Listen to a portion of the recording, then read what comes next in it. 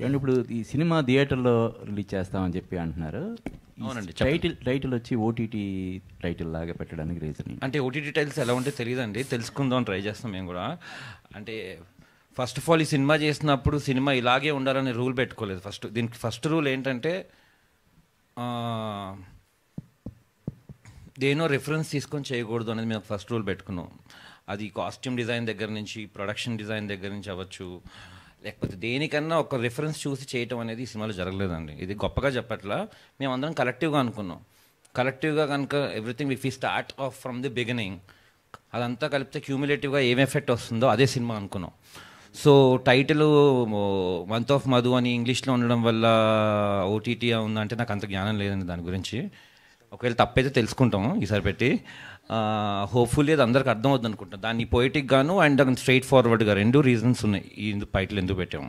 Srikanth, sir, congratulations. It seems that you are coming out with one more sensible film. Thank you, sir. Congratulations. Thank you so much. The trailer speaks that. Thank you, sir. Thank you, sir. తర్వాత వచ్చి స్మాల్గా ఒక heroine selection అనేటువంటిది ఎలా జరుగుతుంది అనుకుంటే, main character ఒక slim girl, ఒక zero size girl, different ఒక హోమ్లీగా ఉండేట girl at the next door ఉండేటువంటి ఇమేజ్తో ఉన్న అమ్మాయితో చూస్తున్నారు. But you have come with her in the different personality. Right sir. What is the reason that you have selected her? ఈ క్యారెక్టర్ ఏంటి? What the character speaks about? Sir good question sir. అంటే మనం చూస్తే సినిమాల్లో చాలాసార్లు ఒక section of మనుషులకి రిప్రజెంటేషనే ఉండదు సార్. మనం చూస్తే అంటే మనందరం అంటే అనుకుంటాం కదా, ఇలా ఉండాలి మాత్రమే తెర మీద కనిపించడానికి అర్హులు, మిగతా వాళ్ళు కాదు అంటే దానికి ఐ డోంట్ థింక్ నేను I'm not favourable to that sir. నేను ఈ అమ్మాయిని ఫస్ట్ టైము నాకు హర్ష పరిచయం చేశాడు. పరిచయం చేసినప్పుడు తను చూశాను, తన ఎనర్జీ చాలా నచ్చింది నాకు.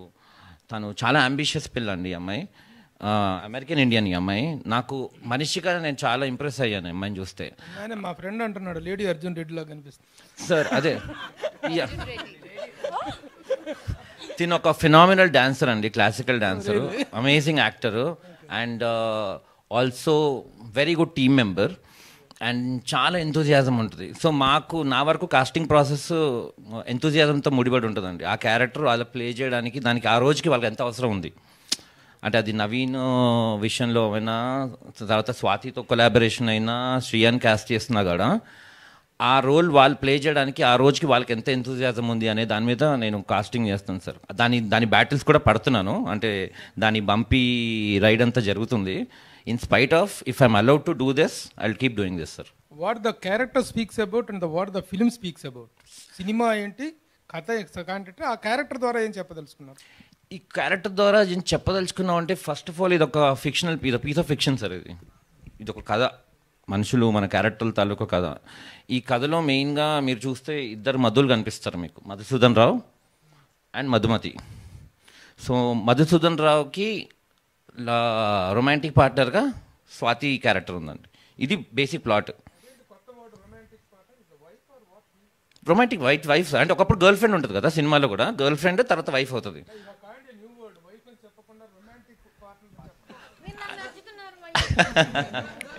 అంటే రెండు టైమ్ జోన్స్ షూట్ చేశాను సార్.